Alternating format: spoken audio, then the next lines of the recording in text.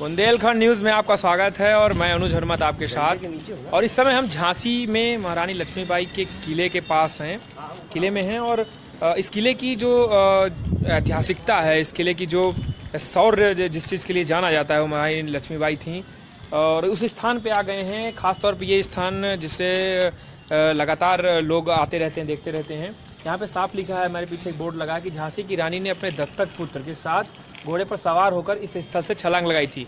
ये काफी महत्वपूर्ण स्थान है और अगर ऐतिहासिकता की दृष्टि से देखा जाए तो ये वही स्थान है जिसने महारानी लक्ष्मीबाई को कूदने पे मजबूर किया जब अंग्रेजों ने हमला किया था यहाँ पे किले को और महारानी लक्ष्मीबाई को पकड़ने के लिए। मेरे साथ बुंदेलखंड कनेक्ट के हमारे जो एडिटर इन चीफ हैं सचिन सर हैं। सर, क्या लगता है आपको, कितना खास था, या उस समय का अगर याद करना चाहें हम तो कैसा दृश्य रहा होगा? दृश्य तो अगर हम आज बात करें उस समय का दृश्य की कोई कल्पना नहीं कर सकते कि रानी लक्ष्मीबाई के साथ क्या घटित हो रहा होगा। जब चारों तरफ से अंग्रेज सेना ने घेर लिया था रानी लक्ष्मीबाई और उनके इस किले को, तो निश्चित रूप से उनके सामने बड़ी विषम परिस्थिति आ गई थी और मजबूरी में उनको अपने घोड़े में अपने दत्तक पुत्र को साथ में बैठा करके, पीठ में बांध करके और छलांग लगानी पड़ी थी। हालांकि घोड़ा भी उनका घायल हो गया था बहुत समय तक। फिर यहाँ से निकल करके वो गईं, ग्वालियर गईं, फिर बहुत से लोगों को सहायता ली उन्होंने। तो कहना चाहिए कि एक बड़ी विषम परिस्थिति थी। कैसे आज के समय में अगर हम देखें, बहुत गहराई है, बहुत ज्यादा, ये आप देख सकते हैं काफी ज्यादा गहरा है। और सबसे बड़ी बात यह है कि यहाँ पे जो इलाका है वो निचला इलाका है झांसी का। हाँ, ये यहाँ पर ये बहुत ऊंचा है और एक यहाँ से कूदने का, घोड़े पर से कूदने का एक बड़ा जोखिम भरा फैसला था।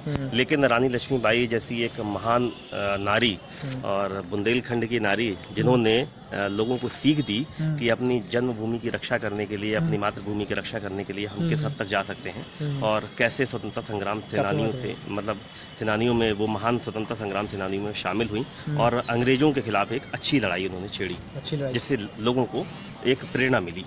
एक चीज और भी है सर कि अपने दत्तक पुत्र के साथ थी, वो लगातार लड़ाई में साथ रखा उन्होंने अपने पुत्र को। कितना कठिन होता है कि पुत्र को भी और उसके बाद अपने आप को भी बचाना है, किले को भी बचाना है। बहुत मुश्किल परिस्थितियां थी, जैसे मैं कह रहा हूँ। और कई इतिहासकारों ने लिखा है, सबने अलग अलग उनके चरित्र का भी बखान किया है, उनकी वीरता का भी बखान किया है। रानी लक्ष्मीबाई निसंदेह एक वीर नारी थी और बुंदेलखंड में ऐसी नारियां कम हुई हैं। हालांकि बुंदेलखंड की वीरता के चर्चे बहुत दूर दूर तक हुए हैं। बुंदेलखंड की नारी थी रानी लक्ष्मीबाई और कालिंजर की एक पुत्री थी, राजा कीर्ति सिंह की पुत्री थी रानी दुर्गावती, जो महाकौशल की रानी बनी, महाकौशल क्षेत्र की। और तो अगर हम बात करें तो इन लोगों ने एक लोगों को प्रेरणा दी है कि हमें किसी भी परिस्थिति में डरना नहीं है, हमें मुकाबला करना है और हमें इस हद तक मुकाबला करना है कि उसके लिए हमको अपने प्राण भी न्यौछावर करने पड़े देश के लिए, अपनी मातृभूमि के लिए, तो वो भी कम होगा। ये बात आपने काफी महत्वपूर्ण कही है। जीता जाता उदाहरण अभी भी रहा है। हमारे साथ श्याम निगम सर हैं। और सर, क्या लगता है आपको, कितना महत्वपूर्ण ये क्षेत्र है और ये खास तौर पर ये स्थान जहाँ से अपने घोड़े के साथ छलांग लगाई थी? निश्चित तौर पर ये एक बड़ा साहसिक कदम था महारानी लक्ष्मीबाई का, जब यहाँ पर उन्होंने घोड़े से छलांग लगाई थी। और उनका उद्देश्य यही था कि इस देश की रक्षा के लिए जो भी उन्होंने अपने कदम उठाए, अंग्रेजों के लिए आवाज़ उठाई, वो जिंदा ना पकड़ी जाए और ताकि उनसे कोई ऐसा कृत्य ना हो जो कि अंग्रेजों के द्वारा किया जाता था पकड़ करके। तो एक साहसिक कदम करते हुए उन्होंने यहाँ से छलांग लगाई कि शायद अगर बच गई तो वो दोबारा इस देश के लिए लड़ सकेंगी। लेकिन दुर्भाग्यवश वो घोड़े का चोट आ गई और वो फिर वापस इस देश की रक्षा नहीं कर सकी।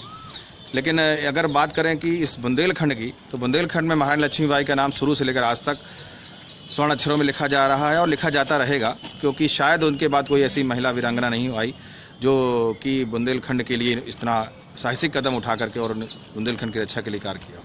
और अभी हमारी आर्कियोलॉजी के एक अधिकारी हैं यहाँ पे जो किले का नियंत्रण देखते हैं, रेड्डी साहब, उनसे बात हुई। उन्होंने दुख जाहिर किया कि जिस तरह से पर्यटन की दृष्टि से अगर देखा जाए, सर भी वहाँ पे मौजूद थे, उन्होंने कहा कि जो विदेशी पर्यटक हैं वो खजुराहो तक आते हैं, इसके बाद यहाँ नहीं आते। और तो बुंदेलखंड पर्यटन के लिए जिस तरह से काम लगातार कर रही है हमारी टीम, बुंदेलखंड कनेक्ट की टीम, तो क्या लगता है आपको कि क्या कुछ किया जाना अब जरूरी है अभी, किस तरह से? देखिए, बुंदेलखंड टूरिज्म एक बहुत बड़ा टूरिज्म का क्षेत्र है और यहाँ पर बहुत सारे ऐतिहासिक पुरातत्व के क्षेत्र से भी बहुत ऐतिहासिक स्थल हैं। लेकिन दुर्भाग्यवश जो उत्तर प्रदेश बुंदेलखंड है उसके अंदर जो भी चीज़ें आती हैं उसको बहुत अच्छी तरीके से फोकस नहीं किया गया कि वो यहाँ के लोग आना चले, उनको सुविधाएं मिले, यहाँ पर उसको प्रचार प्रसार किया जाए। तो निश्चित तौर पर अगर सही तरीके से इसको डिस्प्ले किया गया कि यहाँ पर घूमने की चीज़ें हैं और यहाँ पर सुविधाएं हैं, कोई कनेक्टिविटी प्रॉपर दी जाए। झांसी में रहकर भी यहाँ से ट्रेनें निकल जाती है, सीधे खजुराहो के लिए बस जाती है, और अगर कुछ ऐसी व्यवस्था हो कि वो बस तभी जाए जब वो किले का दर्शन कराते हुए लेके जाए, तो सामंजस्य जो उत्तर प्रदेश और मध्य प्रदेश सरकारों का है, टूरिज्म विभाग का है, वो आपस में जब तक नहीं बैठेगा शायद यहाँ पर ये चीज़ें ऐसे ही अधूरी रहेंगी। और हम सबको मिलकर प्रयास करना चाहिए कि यहाँ पर झांसी की रानी और झांसी का जो महत्व है, जो बुंदेलखंड का महत्व है, इस झांसी किले से ही शुरू होता है। अब ये वीडियो जो फेसबुक लाइव चल रहा है तो खत्म करेंगे, उससे पहले सर जो अगला अंक आ रहा है हमारा अगस्त का, 15 अगस्त रहेगा, स्वतंत्रता दिवस का एक अलग माहौल होता है पूरे देश में राष्ट्र प्रेम का। क्या कुछ खास लेकर हम आ रहे हैं बुंदेलखंड कनेक्ट में, और किले में हम क्यों आए हैं? सबसे बड़ी बात देखिए, अगस्त का महीना ही आज़ादी का महीना है जी, और आज़ादी की चिंगारी 1857 से स्टार्ट हुई और उसका एक प्रमुख केंद्र है ये किला। झांसी का किला एक प्रमुख केंद्र है आज़ादी की लड़ाई का। और 1857 से लेकर के 1947 तक, जब तक देश आज़ाद नहीं हो गया, तो तब तक इस देश ने बहुत सारी मतलब संघर्ष झेले हैं। अंग्रेजों के खिलाफ यहाँ के लोगों ने संघर्ष किया है और अंतोगत्वा 1947 में देश को आज़ादी मिल गई। लेकिन उसके बाद भी अगर हम बात करें, उसके बाद भी आज देश के लोग कितने आज़ाद हैं, कैसे आज़ादी उनको और मिलनी बाकी है, कहाँ से मिलनी बाकी है, हम आज किन परिस्थितियों में जी रहे हैं। बहुत सारे दबे कुचले वर्ग ऐसे भी हैं जिनको अभी तक अपने मतलब अगर व्यवस्थाओं से कहेंगे तो आज़ादी के सही मायने क्या है, आज़ादी के सही मायने क्या है, इस चीज पर हमारी इस अगली पत्रिका का फोकस होगा। तो एक तरीके से अगर ये कहा जाए, अगर मतलब अगर संजीदगी की बात करें अंत में चलते चलते, जनप्रतिनिधि जो हैं, यहाँ के नेता हैं, जिनके ऊपर बहार होता है, दिल्ली जाते हैं, लखनऊ जाते हैं, ये कहाँ ठहर रहे हैं? इनके पास क्यों नहीं है ऐसा कुछ माहौल, क्यों नहीं पनप पा रहा है कि पर्यटन के लिए? देखिए, अगर बात करें विजन की, तो निश्चित तौर पर जो जितने भी यहाँ के जनप्रतिनिधि हैं उन लोगों ने बात को सही मायने में सही तरीके से नहीं उठाया है। और वर्तमान स्थिति तो बड़ी ही अजीबोगरीब है कि यहाँ के सभी सांसद और सभी विधायक बुंदेलखंड के लगभग क्या सभी विधायक ही और सभी सांसद यहाँ के भाजपा गवर्नमेंट के हैं। केंद्र में भी उनकी सरकार है, दोनों राज्यों में उनकी सरकार है। अगर ये चाहें तो बुंदेलखंड के पर्यटन को बहुत बड़ा एक अचीवमेंट मिल सकता है।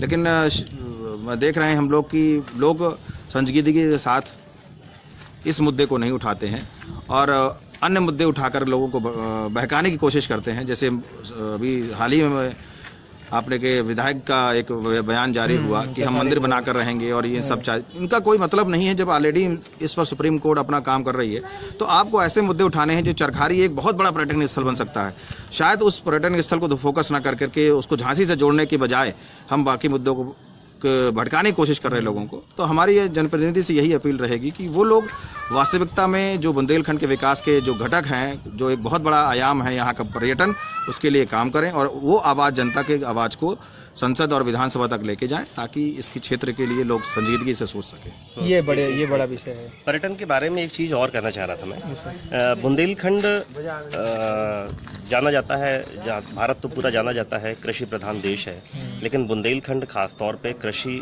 के मामले में थोड़ा बदहाली में ही रहा है। कई वर्षों से, पिछले कई वर्षों से हमने देखा है, हमारे ही कारण, हमारी ही मतलब नाकामियों के कारण बुंदेलखंड आज बदहाल है। हमने उसको ऐसे क्षेत्र में लाकर खड़ा कर दिया, ऐसी परिस्थिति में लाकर खड़ा कर दिया है जहां पर आज किसान भूखे मर रहा है। तो कहीं ना कहीं इस चीज की जिम्मेदारी हमको समझ करके हमको अब इसका विकल्प तलाशना होगा। बुंदेलखंड टूरिज्म और बुंदेलखंड न्यूज ये लगातार कई वर्षों से प्रयास करता रहा है कि जनप्रतिनिधियों को भी हमने बताया कि आखिर इस क्षेत्र का विकल्प क्या हो सकता है। कृषि जो यहाँ की अर्थव्यवस्था पूरी टिकी हुई थी, इसका विकल्प क्या हो सकता है। तो यहाँ पर बुंदेलखंड में पर्यटन जगह जगह बिखरा पड़ा है। अगर हम इस पर्यटन को बढ़ा देंगे तो यकीन मानिए कि बुंदेलखंड को हम एक अच्छी अर्थव्यवस्था का स्रोत प्रदान कर देंगे, जिससे हम हमारे सभी लोग जो है एक मतलब आर्थिक रूप से मजबूत हो सकेंगे और पूरा बुंदेलखंड मजबूत हो जाएगा। एक अपील जाते जाते और करूंगा, अगर फेसबुक के माध्यम से और अपने चैनल के माध्यम से, कि जो बुंदेलखंड को जुड़ने की बात है, हमने बुंदेलखंड कनेक्ट शुरू किया, टूरिज्म के माध्यम से भी जोड़ा जा सकता है। अगर एक प्रयास गवर्नमेंट ये करे कि एक बुंदेलखंड दर्शन के नाम से एक ऐसा बस चलाए जो कि पूरे बुंदेलखंड के जितने भी स्थल हैं, ऐसे बहुत जगह हैं, अदर उसमें भी हैं, स्टेट्स में भी हैं, जो एक पूरी बस चलाते सर्किट कवर करने के लिए। आप सिंगापुर जाइए, सिंगापुर पूरा भ्रमण कराती है, चाहे जितने दूर दूर हों। तो अगर ऐसे ही एक बुंदेलखंड दर्शन बस यात्रा शुरू की जाए, हफ्ते में एक बार चले, जिसकी बुकिंग प्रॉपर हो, उस बस को पूरे बुंदेलखंड के जितने पर्यटक स्थल हैं उनको घुमाए और एक गाइड हो जो कि उनके बारे में बताए, तो शायद एक दो बार की प्रैक्टिस के बाद लोग जान जाएंगे कि बुंदेलखंड में ये क्षेत्र है, अपने आप भी लोग आना शुरू हो जाएंगे।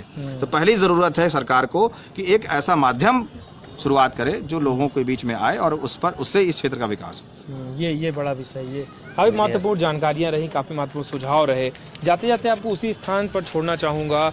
ये स्थान फिर से मैं आपको बता दूं कि शौर्य का वो प्रतीक स्थान है जहां से आप कल्पना कर सकते हैं, मेरी कल्पना के तो बाहर का ये क्षेत्र है, क्योंकि जैसा सचिन सर ने कहा कि अंदाजा लगाना काफी मुश्किल है कि क्या वो समय रहा होगा, क्या परिस्थिति रही होगी, लेकिन ये बोर्ड बता रहा है और ये दीवारें बता रही हैं, ये नीचे का स्थान बता रहा है किस प्रकार से महारानी लक्ष्मीबाई अपने स्वाभिमान, अपने क्षेत्र, अपने लोगों के आत्मसम्मान की रक्षा के लिए यहाँ से छलांग लगा कर बिना कुछ सोचे, बिना कुछ समझे। तो इस चित्र को आप देखिए और इसी के साथ फेसबुक लाइव को हम यहाँ पे खत्म करेंगे। बुंदेलखंड न्यूज़ में आपका बहुत बहुत स्वागत है। बुंदेलखंड से जुड़ी तमाम खबरों की जानकारी के लिए आप हमारी वेबसाइट पर जा सकते हैं www.bundelkhandnews.com और लगातार बुंदेलखंड की जो समस्याएं हैं, चाहे वो जिस भी मुद्दे पर रही हो, उसको समझने और पढ़ने के लिए आप हमारी मैगजीन बुंदेलखंड कनेक्ट को पढ़ सकते हैं। बहुत बहुत धन्यवाद।